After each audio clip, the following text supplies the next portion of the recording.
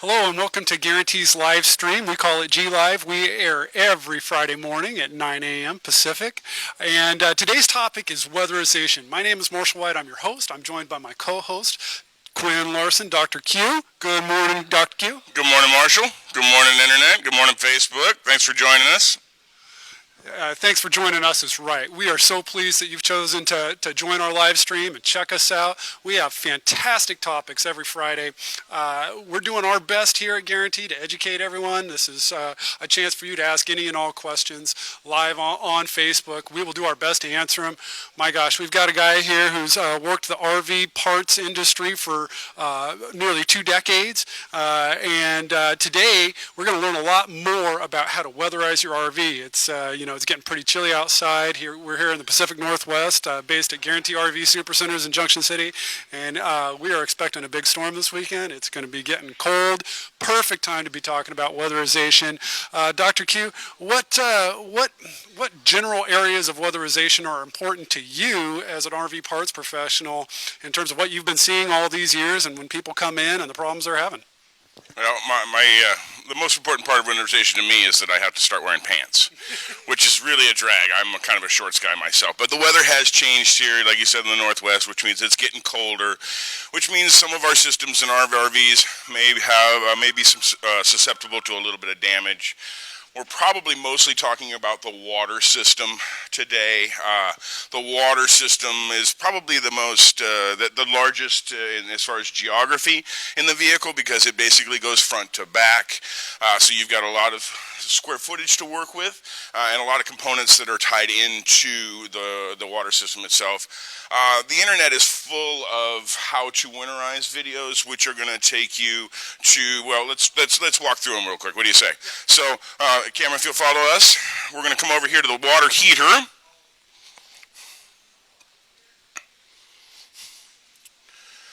So all your RVs are going to have a water heater, unless they're a small tent trailer, something like that. Even your tankless water heaters. That's a good fit on that door there. Even your tankless water heaters need to be winterized. Tankless is a misnomer. They hold a small amount of water in them also and need to be winterized. This is a more traditional tank-style water heater. This is an Atwood. I can tell because this plug in here, Marshall, can you see that that's a white vinyl plug versus a metal plug? I sure can. So that white vinyl plug is about this long and simply plugs that hole for winterization for an Atwood water heater. If this was a Suburban water heater, we would find an anode behind there. An anode is made of magnesium and some other stuff, and it's basically sacrificial. It has to do with the fact that the Suburban tank is a glass-lined steel tank, which can rust.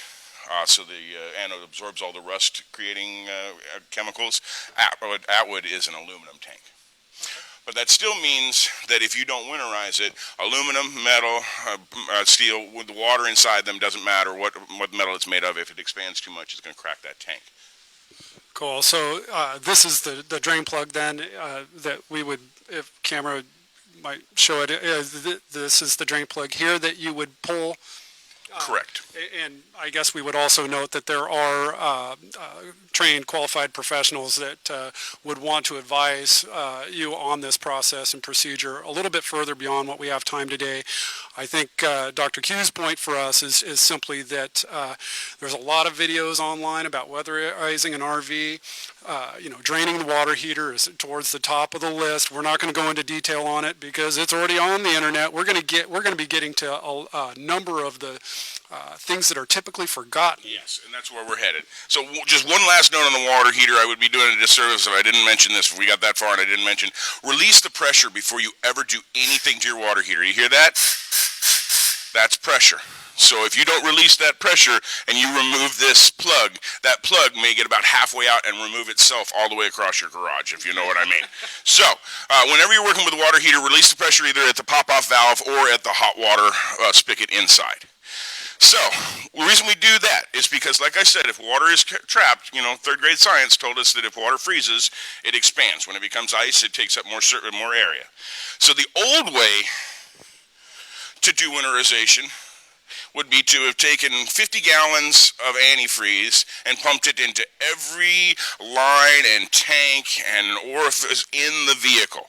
You can do that still if you choose to. They still make a pump conversion kit. This actually is going to go onto your fun little water pump, which we'll talk about in a minute. And the tube sticks inside here, and it just pumps it all the way through the system. If you want to do it a little more manual, this is a hand pump to fill your fresh water system, and then you can pull that through the vehicle with the pump. The best way to do it that we have found is to open everything up, all your faucets, low point drains, which is also usually discussed in the internet winterization videos. Open everything up and use this little guy right here. This is a blowout plug. There's several different versions of it. I like this one because it's brass and you can replace the Schrader valve, but they're all under 10 bucks. So what you do is you're going to put this in where you would put your city water hose, make sure everything's open, and then use a high CFM, that's something flow per minute. It's the cubic flow per minute of a air compressor. Just because it has high PSI doesn't necessarily mean it's going to have enough pressure to blow everything out of the system. So to use this blowout valve, then, are you saying you need like a professional grade compressor, or? A $12 Walmart 12 volt is not going to get you there. We sell some Viair versions of a 12 volt compressor that probably would get you there on a smaller vehicle. I would suggest if you have a decent one at home, even if it's just a small pancake style, that should have enough. But just the little cheapies just are not going to actually do it for you. So we've talked about what everybody else does. Now let's kind of start to work into what, in my experience, people have missed. So we've talked about the winterization of the water heater, we've talked about the low point drains, we've talked about doing some of the antifreeze, and that is all important, but some of the things that people miss often are your water filter. Lots and lots and lots of vehicles now come with at least one water filter. Some of the big Highline Class A's are going to have 3 of these or 4 of these in stage, all of them filtering a specific micron or chemical out of the water. What happens is the body of this thing fills up with water. It's like a cup. It's like a big cup. So no water goes out. So if water freezes in here, it's going to break it. Usually what it does is breaks it out right here at the top, so you don't even really notice it until you're running your water, and then all of a sudden it's leaking everywhere. So that's one. This is normally, on a big motorhome, it's often in the outside bays. On smaller motorhomes, travel trailers, you're going to be looking for this under your sinks. Under your kitchen sink is usually the first place to look, sometimes the bathroom sink, and it depends. Sometimes they're designated per faucet, sometimes they're a full vehicle filter. Can I gather, Dr. Q, that pressurizing the system for the blowout procedure may not be able to clear these filters? Is that right? Correct. That filter is restricting water flow. It's just nature of the beast. Like if you've got, you can see through that. Well, if I put something in the middle of it, it's going to restrict that water flow. That's basically what the filter inside this does. So yes, to answer your question succinctly, yes, you may not clear all of the water out of these by doing using the air compressor. The other place you are not going to clear any the water out of using the air compressor is your water pump. People often forget that this head right here holds a little bit of water. That's just the way it works. It's a diaphragm in there. This is your pressure switch. So the water flows in this direction. As long as there's pressure here, it is closed. If you open it up, it's going to demand pressure, but that brings water through the head of the pump and through the filter. A lot of people will forget about the little filter, which will hold water. Conveniently unscrew it. It drains that way. And then if we want to bop inside, we're going to talk about the toilet water valve also. Do you have a question, Marshall? So what would be the procedure for a water pump? You first, it's pretty easy to find the water pump they're under the vehicle. They're, and they always look like this. Lots of times they say SureFlow on it, but I understood about taking this filter off. But will that drain the whole thing, or do you have to detach a line here too on the exit. You could detach the line, and that would help. I actually kind of, thank you for clarifying, because I turned those around a little bit in the timeline here. So what we would do is we would clear the pump first, and then we would drain this, because this is on the source side. So we're hoping that clearing the pump pulls all of the water out of here also. But the very last thing to do to the pump is to take that filter off and let the water come out of there. You can even leave this in the filter, in the pump compartment. Leave it open. It's not going to hurt anything. When you say clear the pump, sorry, for a new guy like me, what do you mean? Let's go inside and I'll show you. Okay. That's probably going to be the easiest way to do it. So we're also going to talk about this component here. This is just a generic offering for a toilet water valve, because this is also where a lot of people forget that water is held. A little tiny bit of water holds in here, still enough to crack them.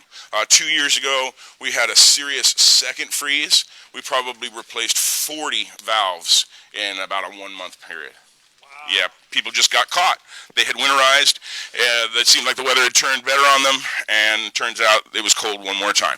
Okay, so to clear the pump, obviously you can use any of the water fixtures, right? I can turn this on. If we had water, it would spit, and then do nothing, and I'd hear the pump run. You don't want to run that pump dry for very long. The SureFlow pump is pretty indestructible, but I wouldn't ask it to run dry very long. So we talked about the water valve here and the pump having a relationship. We're going to step into the restroom. I'm going to let the camera go ahead of us here. So the best way at the very end of your winterization process to make sure that you've cleared that pump and the toilet is to simply depress the toilet valve. It's going to run water. That last little bit of water is going to come out of my toilet valve and out of the pump. And it's going to do the same thing here it would do at any of the other fixtures. It's going to spit, and then you're not going to find any water coming out of it. Some folks like to put a little bit of the antifreeze into the freshwater system so that they know when they start seeing pink that they have pulled the water out and they're now pulling a little bit of antifreeze. The other thing you do with the antifreeze is you put just a little bit down all the traps. Just like at home, the traps really are only designed to prevent odor from coming back, but if you don't leave water in there, you may walk in kind of an unpleasant smell in here from the tanks. So you would only put the antifreeze in the traps and in the gray and black. Would you ever use antifreeze in the potable lines? You can. You absolutely can. It is a non-toxic substance. I would flush the system before I was going to drink any of my potable water, but you absolutely can. Again, we're talking about the problem with water is that it expands. So unless the gray tank, the black tank, and the potable tank are full of water, the antifreeze really just kind of makes you feel better. It isn't necessary. It may prevent some if you've got a little bit of water that didn't come out. If your black tank has a little bit of a bow at the bottom of it, the antifreeze is going to mix with that water and is going to keep that from freezing. So that there's a small chance that a little bit of residual water could crack a tank. As far as the potable system, in the old days, they used to pull it from as I said, from the water tank all the way through the system, so your lines were actually full of antifreeze. Now we've figured that's kind of wasteful, and it takes a long time to get all of that out to go back out camping. So that's really the advantage to doing it with the air. Well, and I guess that's probably why I like your suggestions the most. You know, if you can find those valves you're talking about in the water pump, clear those filters out, drain whatever little bit remains in the water filters, then that does preclude the full, charge the entire line full of antifreeze, I would think. Yes, which is expensive and time-consuming, and then it's time-consuming when you want to use the vehicle again. If you simply evacuate the system using that air, you stand a very good chance of being able to walk right into that vehicle with minimal prep and go back out and use it. I mean, this is the Northwest. If we allow winter to stop us from doing things, we have about 6 months a year to do stuff, right, at best. So, you do still want to be able to use them. So when you come into an environment that has been winterized, especially by Guaranty, you should have very little prep to get back out and use that vehicle. And then you just do the process again when you store it again. Because you don't want to get caught. Like I said, 2 years ago, we had a real hard freeze. People thought it was over. 2 months later, we had another hard freeze. People had slacked on their winterization, and it caught a lot of people. We talked about a little bit of odor. One of the other fun little products for storage, and actually I'm going to let the camera cross because when I open this, there we go. Your refrigerator will pull just a little bit of odor just from being closed up, especially from any residual food. Brand new ones don't really do it, but if you've used it at all, and those will just keep it propped open during storage. What are these? It's a no mold, they call it. We do sell them in the travel center. The fun part about it is not only to give you for the refrigerator, you have coolers or something like that. A lot of vehicles now actually have like bay refrigerators, that sort of thing. They give you this little guy that goes over the edge and keeps those open also. Like this is the lid here. They're going to go here and the lid's going to come down on top, keeping a little bit of gap open there. So that'll keep the refrigerator from having any smell when you return. And then if you are lucky enough to be able to keep your vehicle plugged in, I'm going to turn this up a little bit. This is a cool little 110 heater. This thing, you can feel it already. It is already starting to pump the heat out in here. I had it on a little earlier. I had to turn it off because I knew I was going to come in here and glow, and I'm already starting to glow. So I would put this low. Obviously heat rises, so I'd put it low and I'd put it somewhere near most of my water, which is going to be my kitchen and my bath area. The nice part about this thing is when if it turns over, it shuts itself off, right? So you don't have any issue in case it does fall over. It's just going to turn itself down. It's thermostatically controlled. So you can set it so that if it's 40 degrees outside, it comes on. If you're at 45 degrees or so, it comes on. And it only runs for a short period of time. You can set it so that when you come back, it's 75 degrees inside. I suppose the beauty of that is not just to prevent any water lines from bursting, but then just damp conditions cause mildew. So this is a $50 investment. This is a nice little Broan space heater, electric space heater. If you're like Dr. Q says, if you're lucky enough to have 110 electricity nearby, it's a quick investment to make sure that you don't get that mildew, and it's that one extra step required to make sure you don't break a line in the worst of the severe weather. Looks like we've got some battery charging action too, huh? So yeah, the other component, and people are probably wondering, well, why can't I run my forced air furnace? It's basically because you're going to run out of propane. You're going to come back and realize, oh geez, I'm out of propane. This thing has been running and not doing any good for me at all. So the other component that can be affected by weather is a battery. In a trailer or even in a motorhome situation, if you have the ability to take them out and put them either in the motorhome, not so much inside because they're kind of the same in a bay, but like on a trailer, they're out on the tongue. If you can take those batteries and put them inside the trailer, or better yet, you put them in your garage or your storage and you use a little trickle charger on them. A battery is just going to naturally discharge. It's just the nature of it. In the old days, they tell you don't put a battery down on a concrete floor. Well, that's changed a little bit, but it was because they would discharge. Same basic principle. It is going to slowly dissipate energy. This is a cool little trickle charger in that it's always checking to see if it needs to charge, and if it doesn't, it shuts itself off, so it isn't always running, not going to boil that battery out for you. So that's going to keep, so the cold temperatures, batteries don't really like cold temperature. Again, there's liquid in them. If it gets too cold, they can split. Rare, but it happens, but they're expensive. And again, back to the getting ready to go, being able to just hop in and go. If your batteries are charged, it's just that much more, that much easier to get up and go. I would estimate that evacuating the water system, trickle charging your battery, making sure that your doors are left open, obviously draining your black and your gray tanks. I can't imagine you'd weatherize and forget that. But these activities are probably on the order of an hour and a half of your life to save potentially several $100s in service-related costs. Absolutely, yeah. I mean, the pump is $100 by itself. Sometimes they're in a position where, it takes an hour and a half to locate them. There's a couple of $100. Yeah, so an hour and a half of your life is well worth it. An hour and a half of our labor time in our labor department is also worth it if it isn't convenient for you to do it yourself, or you don't quite understand all of the little intricacies. It's preventative maintenance, and in this industry, preventative maintenance really is important. It does save you in the long run. Well, that's fantastic advice. I sure appreciate it. We're going to conclude our live stream today and bid you all a fond farewell.